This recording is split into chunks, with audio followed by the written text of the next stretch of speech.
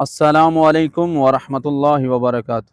ناظرین، آج آپ کے لیے ایک بہت بڑا عمل لے کر حاضر ہوا ہوں۔ یہ عمل ان والدین کے لیے ہے جن کے بچے ہیں اور وہ اس بات سے پریشان ہیں کہ ہمارے بچے کو سبق یاد نہیں ہوتا، یا بچہ سبق یاد کرنے کی کوشش کرتا ہے، اس کو کچھ سمجھ نہیں آتی۔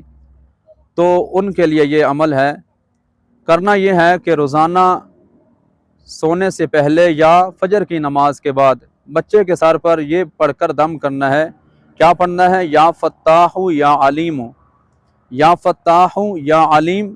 یہ آپ نے 21 مرتبہ پڑھنا ہے، اور 21 مرتبہ پڑھ کر بچے کے سر پر دم کرنا ہے، اور یہ عمل آپ نے 7 دن لگاتار کرنا ہے۔